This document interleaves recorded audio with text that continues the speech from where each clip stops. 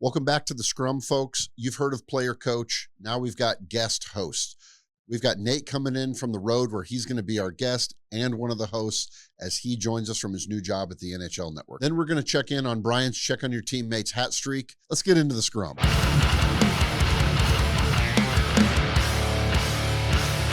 What's up, Hammer? Oh, hey, Brian. Just want to check in on how you're doing. You know, the weather's turning and hockey begun. And although it's fun, it can be stressful for us. Stress does come with the start of the hockey season. For a lot of people, it's just fun. Yeah. For us, it's a little stressful. We try to see the fun. So working through both of those emotions at once. Yeah. How about you? I'm doing awesome. Okay. It's like live hockey's back, which I love. My kids are both playing. It's fun. Everything's great. And it's made me think recently because September I went so hard with 988 and check on your teammates. Yeah, you wore the hat every day. I'm still wearing it. Yeah, you said you were wearing the hat every day in September. We're 2 weeks into October. Well, you're still wearing the hat. The thing is, I got such a great reception in September, and I put out some content and tried to really be open with it. Yeah. And every time I talk about it, new people hit me up and say like, "Oh, thanks, man. I needed to hear that." Or saying, I even got one person tell me that they don't know, they love the message.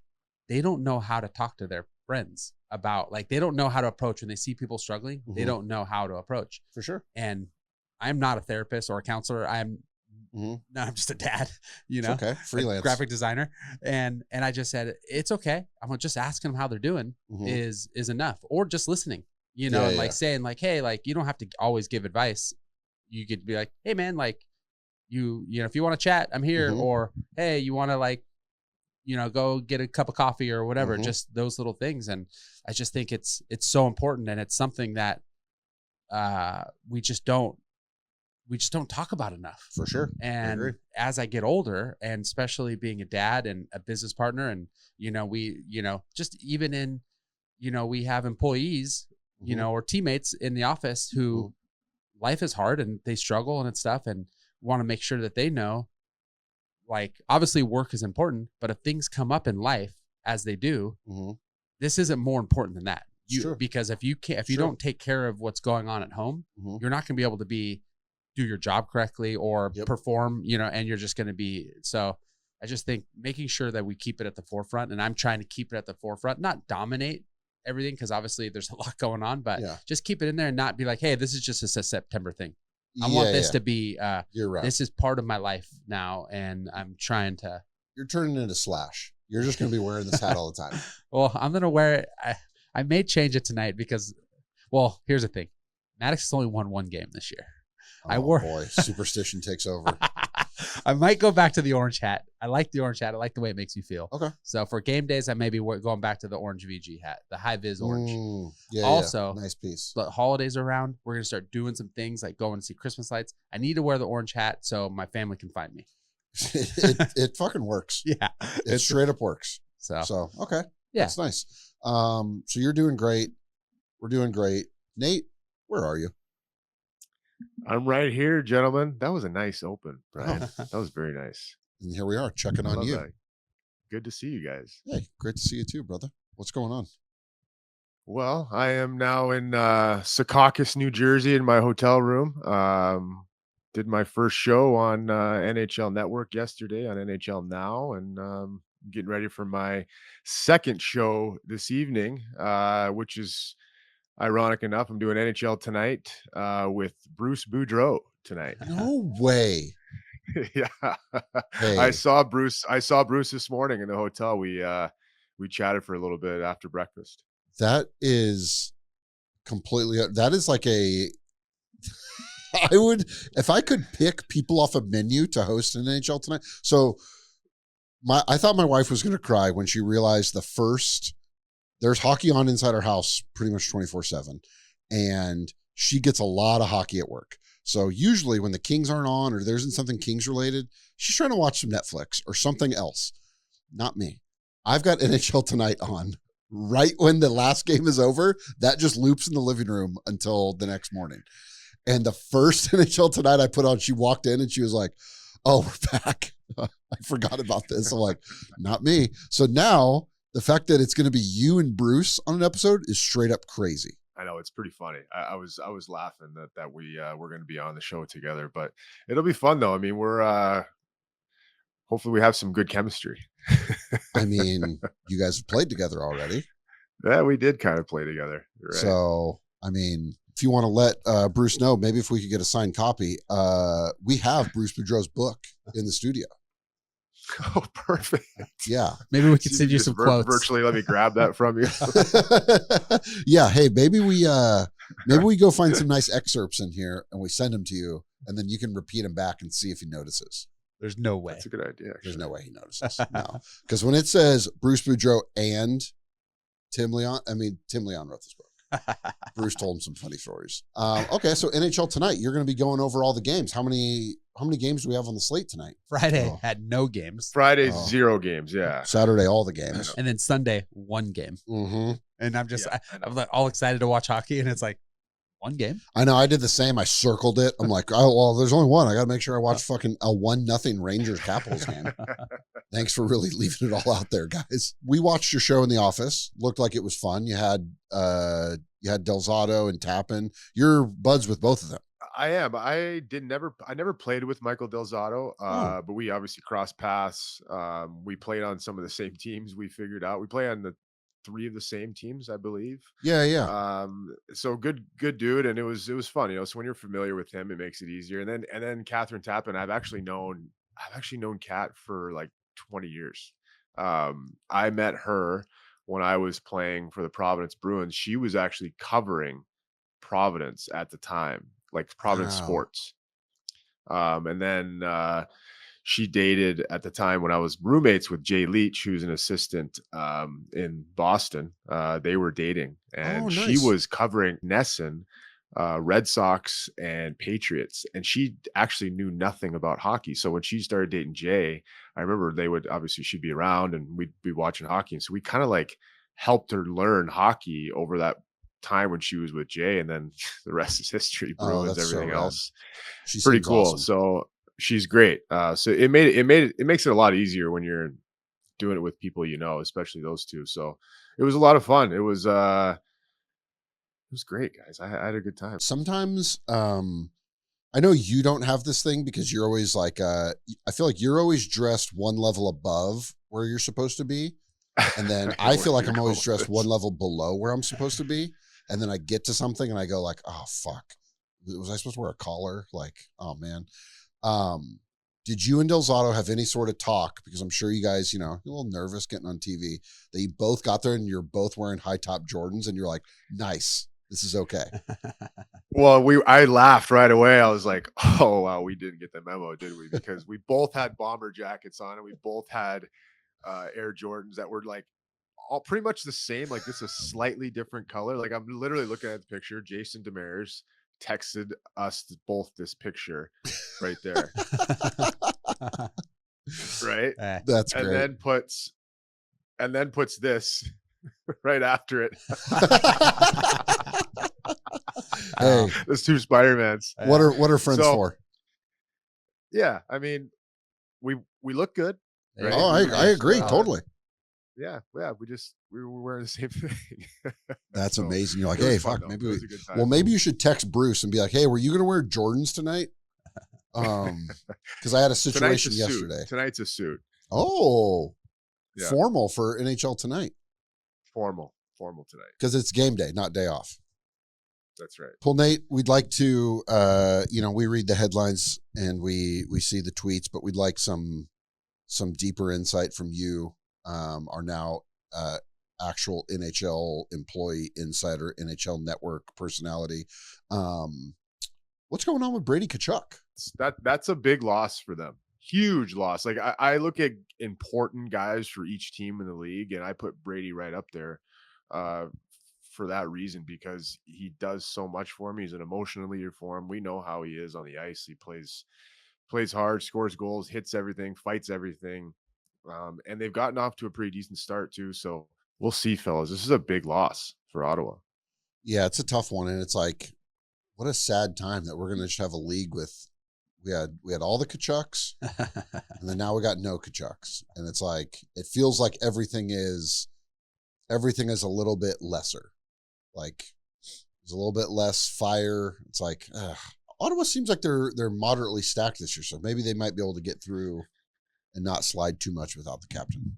Yeah, let's hope they can hold the fort. But you're right; it's not good for the league when we don't have Brady or Matthew in the league or playing. It's just they just sell. They sell. They sell. Mhm. They're good TV. They're good. They're good entertainment. So I hope this doesn't affect anything further down the road, like Olympics or anything like that, because we got to have both Kachucks in the Olympics. We got to have that. For sure. USA Yeah. needs them badly. Well, Yes. Brady, I hope you get better, buddy. I hope you, I don't know, probably go to the US to get your wrist worked on by some high level person in New York or something. Are they allowed peptides and stuff in the NHL? Are those banned? Am I allowed to talk about that? No, that's fine. No. That's fair. There is a list of things that they give every player, like a sheet. I remember again, and it's there's things on there that you wouldn't even know that are illegal. So my guess is yes, they're probably on the banned substance, I would believe. I wonder if we could get a hold of that list. I'd Yeah. just be interested just to see We're gonna have to get a hold of that list what it is. because I feel like Sudafed or something like there's that, a right? list. There's Yeah. like some allergy medicine that's on it that's like over the counter. Yeah. Yes, I remember there's some random things on there. Yeah. ages ago, we remember when we were getting stuff from Progenics, Oh yeah, and they had a product called Cocoon. It was like a sleep protein thing. And Bolesky was hyped. He was like, dude, I slam Red Bulls. I can't sleep after games. I'd love to try this. And we're like, okay, rad. We got it for him. And he's like, oh, I gave it to the trainer. He had to like send it off for testing or something. I'm like, what? He's like, it's just protein and like whatever. He's like, yeah, I'm not trying to get suspended though. So I got to make sure it's good before I take it. Yeah, you got to be careful. Like literally anything, like you said, Brian, it could be over the counter medicine, but you got to make sure with the trainer that it's not on the ban list. What about stem cells? Stem cells? Are we doing that? Are the NHL guys doing that yet? I know all the rich Orange County guys are doing it, so they're healing That's their a bodies. good question. Well, stem cells and peptides seem to be the thing these days. Yeah. Yeah, I'm gonna make a note. I'm gonna text. Let's do a whole episode on stem cells. on banned substances. Is it banned or is it not? Is it banned or is it not? This sounds like something Frank Vitrano would want to come do. I'm actually going to follow up. We're gonna have an answer for that next week. All right. We're gonna get the full. I bet we can get the list. Yeah, we're getting and it. we can go through it. We can get the list. Yeah, we can get the list, and that's fine. That's not. Yeah, it's not proprietary. No, and I'm sure the league is fine with that. If we talk about the list, they're probably happy. They're like, yeah, some of these guys don't read the list. This is true. This is why guys give it to their trainers before they use it. Yeah, Case in point. We're gonna make some content about it. The league's gonna be like, thank you, finally. Yeah, something the boys will watch. No one's reading the list. Yeah. Okay, well, hopefully Brady's back. Maybe he can take some peptides. Maybe he can take some stem cells. We'll find out next week. Just down the road in a city called Montreal, they didn't have quite as much money as the Ducks gave Jackson Lacombe, but they gave Lane Hudson a pretty good amount of money. I think Lane left some money on the table. He was rookie of the year last year. I give the comparison. I think he could be similar to like a Quinn Hughes. Okay. I think he's that good. And they've built this culture there with Suzuki, Caulfield, all these guys that are Gooley. They have all these guys under contract now, a core group of guys that I think in a few years are going to be very friendly contracts. So I think Lane took that into account, wanted to be a part of the Montreal Canadiens franchise. I mean, I saw an interview today about, Marty St. Louis was talking about him and just how passionate he is and how much he loves the game. And, he's a guy that they have to kick off the ice. Like he's always on the ice, like no matter what, staying on after practice, days off. The kid just loves hockey. So I think this is a fantastic signing by Kent Hughes. I think they did a great job. And this Montreal team, man, like they're going to be they're going to be good for a while. Like they're Mhm. set up now. They seem like they're setting themselves up in a very similar way to how the Ducks are like starting to Yes. get things in a row. Like, Very parallel. Yeah. Very parallel teams, yep, the way they're building and, establishing their core group of players. which is kind of interesting how it's like, everything goes in waves and it's like, you're good for so long and then you got to retool and then you got to rebuild. And it's kind of funny that like the last time the Ducks were good, Montreal was good also. And it's like, it goes in these waves where all the same teams start to like leave and then come back together. And it's an interesting thing. I like Montreal coming back. San Jose is kind of like a couple steps behind, but you can see the future starting to build. Same in Chicago. It's awesome.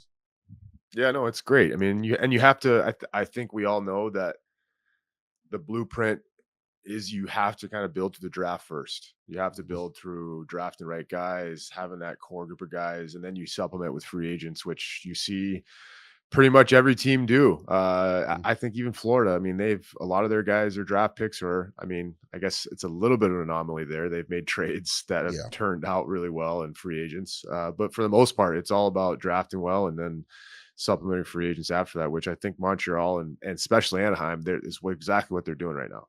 So do you think it's coincidental that they're making all the right moves and then Montreal's ownership puts a vote of confidence and extends out some leadership people this week also? I think they've earned it. Jeff Gordon and Ken Hughes. I think they've done a great job since they've taken over. And they when they took over, they inherited a lot of bad contracts and older contracts and old regime and all these things they had to basically revamp. And they kept telling Montreal fans and people like, be patient, be patient. This is what we have in store. And even with a guy like Marty St. Louis, I remember like, was his second or third year, Montreal fans are losing it, wanting his head and saying, "Oh, he can't coach, he can't coach." And all of a sudden, he's up for coach of the year last year. They make the playoffs and look what they're doing now. So I think they've earned it. I think that Montreal's set up for years, and these two guys, Gordon Hughes, have done an incredible job. Well, good for them. Glad to see some good guys get extended and see what Montreal can do. Brian, what to you is least surprising? That Buffalo stinks, that Colorado doesn't? Oh man, put me in the hot seat. I feel so bad for Buffalo. It's all I want. I mean, and even the Bills, it's like they were hot and now they've dropped 2 and you're just like, what's happening? Like talking about mental health month, the whole city of Buffalo. We need some counselors down there ASAP. It's the city's just gray already. Yep. It's probably already snowing. Times. Yeah.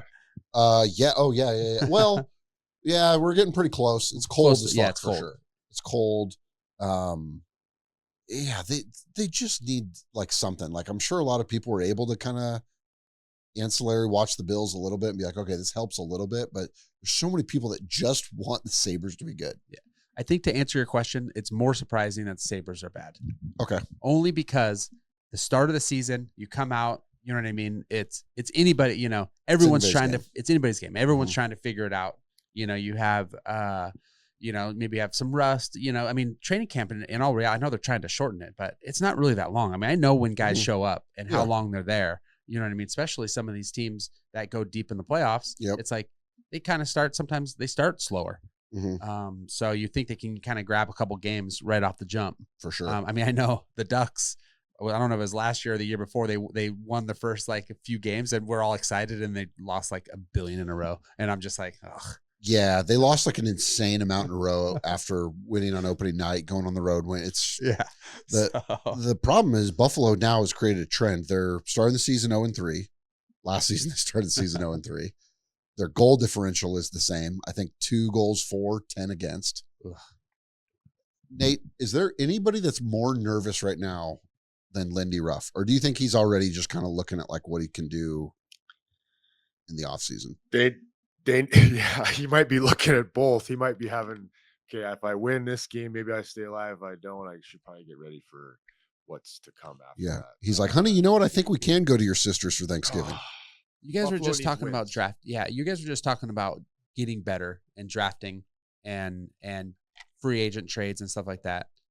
I mean, Buffalo's drafted some really good players. They've drafted players who have since left and won Stanley Cups with other teams. So numerous teams. Yeah, players. I don't know. It obviously maybe it wasn't those players. Is it the culture? What has happened? Like, is it ownership? Is it the pressure from the fans? Like, what is I mean, I don't think the Sabres fans are giving them as much pressure as the Toronto fans. They love their team. They'll die for their team. They just want to be good. So what do we think? Let's speculate here. What do we think is the issue there?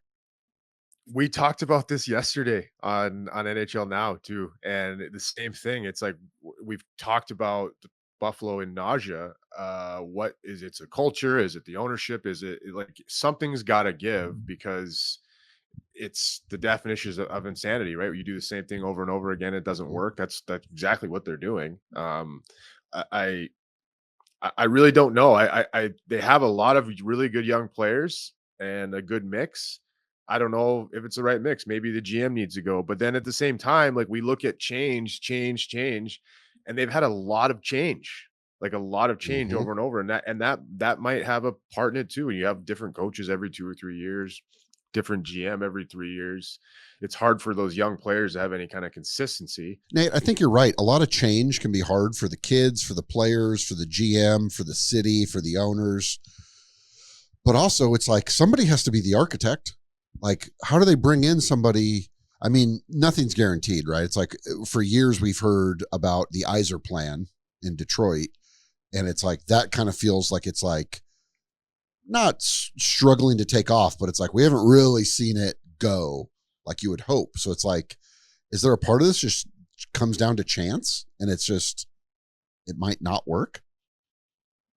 Yeah, that's fair. And I like the comparison in Detroit, because you're right, that hasn't really come to fruition yet. But I think that Buffalo, I don't know. This is hard, because I don't know whether they just keep doing what they're doing. Because like you start off 0-3, 0-5, then you're like, okay, your season's done.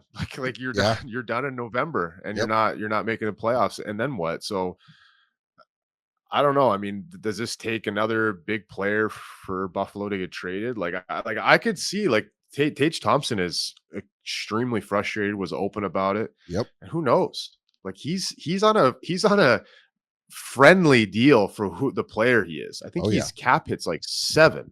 Like, you know how many teams would be gladly to take Tage Thompson as like a legit set center like him? I mean, I don't know, but Buffalo needs to be very careful here, because they're gonna have more players getting out, and players talk.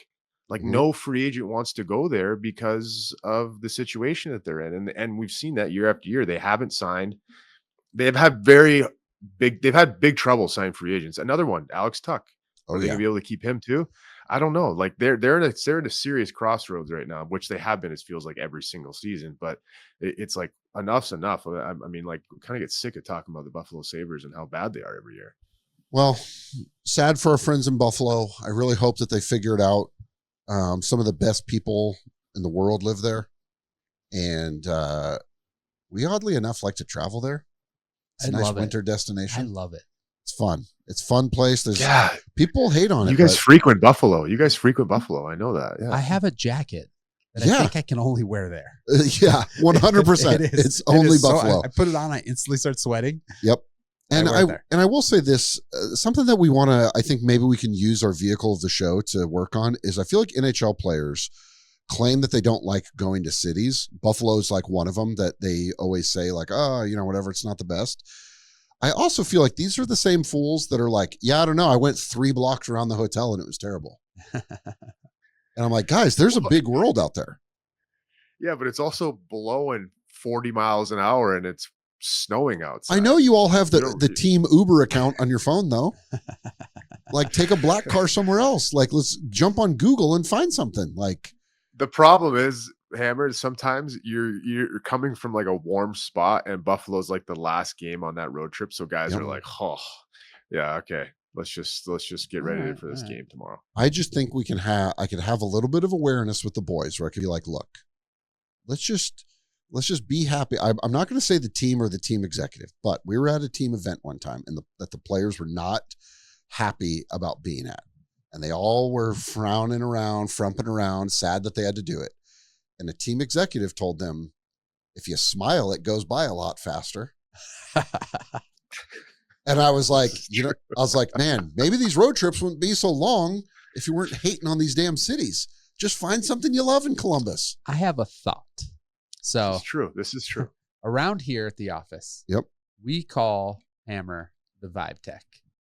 He makes situations, if we're going to do something, he'll plan it out. Be like, oh, we're going to hit this, we're going to hit that, and just make it nice. Yeah, I'm not really a planner. I married a planner. My wife plans our trips. I just pay for it and go, which is great. It's a great situation. Perfect union. I think what we should do, or you should do, we should find a road trip for a team, like pick a team. Maybe it's a Ducks road trip or whatever, just so it's at home, and you vibe tech their road trip. Like you say, hey, here's what you could do. Like you can kind of look like you have a day off. You have this. If you don't have that much time, if you don't have that much time, you know what? Maybe you can eat here. Try this. Yeah. I know it's 6 blocks from the hotel. We'll get you in a car. We'll get you in a car and be Don't like, worry. hey, the next day before practice, try this coffee shop. Yes. It's going to blow your dick off. Hey, we should secretly, we could do this. We should secretly petition the team and ask the players and say, what are your least favorite cities in the league? And then I go from the bottom up. And I'm like, find a road trip and just vibe tech it. Yeah. This is genius. This is the content people want. This might be a Vibe fun. Tech. I like that nickname, Vibe Tech. This might be a fun bit for the pod. Is I just go to Edmonton with teams and I'm like, there's a couple good things here. Yeah. I got you.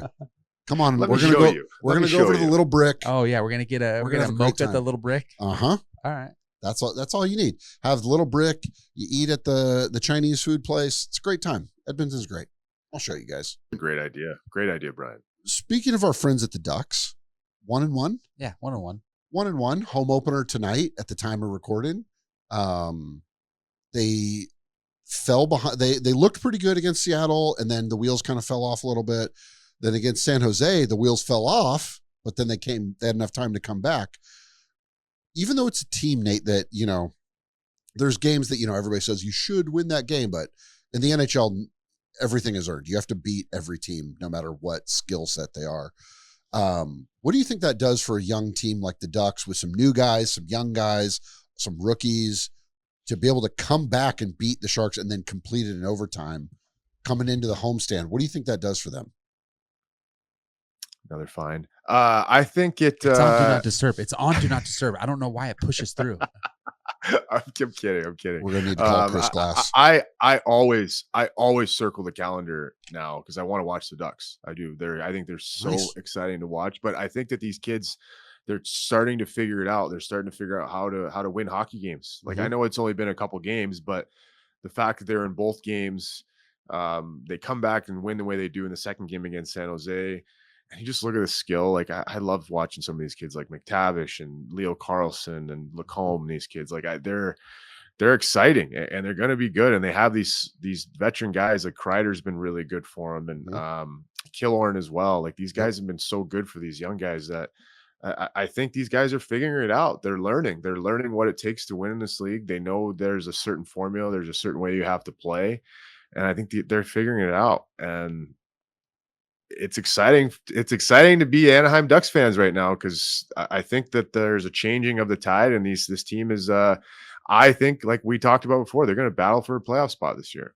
Yep, hopefully. And I can't wait. the top down effect with not having a coach, for the last few years that the boys they just didn't like. I mean, it's proven no one liked the old coach, and from what we hear, the vibe is right. The vibe is nice. Like people are hyped. They're hyped on practice, and that's gonna make a big difference. It has to be. You have to want to win. I mean, wanting to win for your coach has to be the number one feeling in the room. Like that's the main, because then you want to listen to what he says. You want to listen to his suggestion. Like it's unreal. It's great to watch. I'm excited for the opener tonight. Up the freeway, we have a little bit different time. The Kings started the season a little slow. They played Minnesota and they went down. Their PK was having some issues, which I feel like that can be fixed in practice. The guys are our pros. They're gonna go to the tape, and that's not gonna happen again. And you got Kaprizov, who's just a freak. He was running the show in all those power plays. But they came back, they tied it. They ended up losing in a shootout, which to me, I mean, you might be able to speak to this more, Nate, but I feel like if you lose in a shootout, you're kind of just like, whatever. We essentially flipped a coin. Like, I'm not happy about it, but like, that has to be better than actually losing in overtime or regulation for sure.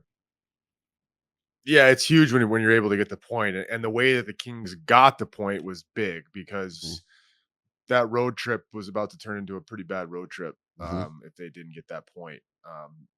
And the Kings, I think they just haven't been consistent this season yet, right? They've played, we've seen flashes of it.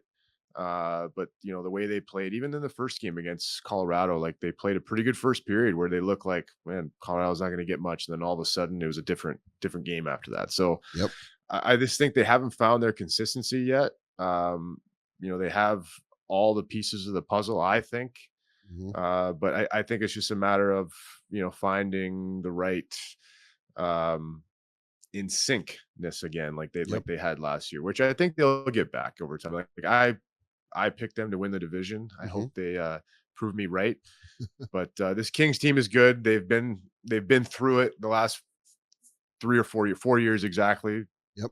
Like we've talked about before. So I wouldn't put the panic button on the Kings right now. Just put that. I'm not going to put the panic button on them. Absolutely. And they shifted so they're having, CeCe and Dumoulin were having issues. And I think good on Jim Hiller to let him try to figure it out for a few games. And it was like, okay, you're both at the bottom of the stat card every night. We got to switch it up. Switched it up. And both of them had way better showings against Minnesota. I like Jim Hiller as a coach. I think he's a good coach. I think that I think the guys there like playing for him, and I expect the Kings to be in that top 3 in the division again. I do. I think you think of the Pacific Division, you think of Edmonton, Vegas, LA. I think those are the 3 that lead the charge, and I fully expect them to do the same thing this season. Yeah, it seems like anybody can be good or bad in flashes, but the teams that are consistent, and the Kings just know how to be consistent. Like Kopitar's going to just he's going to Sherpa the boys through. Let me ask you a question, Nate. You're talking about the penalty kill and power play. If you're a team struggling in those, is it easier to work on the penalty kill and get better at that than it is the power play? Well, I think you can do both, because there's been times over the course of my career where we have gone live in practices where we have the power play versus PK, and you have competitions and things. I think there's a way to do both. I think it might be a little bit easier, I think, for the penalty kill, because on the power play in practice, you can't really fire one-timers and shoot like you really want to in a game because you don't want to hurt guys. So probably the PK, I think I'd answer your question there, but I think you can do both, because when you get in practice, I remember over the course of my career, we would get really competitive, being on the PK going against the first power play unit, and we would keep track. And I think those are ways to get better throughout the season, which I'm sure the Kings are doing. I mean, there's so many different ways to improve that, but at the same time, you can practice it. You got to go out and you got to execute it too. Both of those will kill a team. You always hear like, oh 100%. Man, special teams, they're the last in the PK, or you're the top in power play, and it's like you're gonna win a lot of games if you score short-handed. Absolutely. Nate, I'm looking at time right now. Bruce Boudreau just texted me and asked me which Jordans you're wearing, so we're gonna need you to call him back. So right. we'll cut you loose here so you can start preparing for your big night. All right, thanks, guys. I better go. I'll go catch up with Brucey. Yeah, figure it out. I don't know. I thought you guys were sharing a room, but I don't know. I guess different rooms. That's one way. Whatever. We got the budget. Yeah. Different budgets. Yeah. Me and Bruce would be sharing a room. I'd be like, Bruce, we're not buying 2 rooms. Sorry, buddy. All right, fellas. All right. Well, excited to watch you, Nate. We'll chat with you soon, and good luck in your NHL Tonight debut tonight. Thank you, boys. I'll see you soon. All right, I'll see you on Thursday at the Ducks game. There you go. Yes.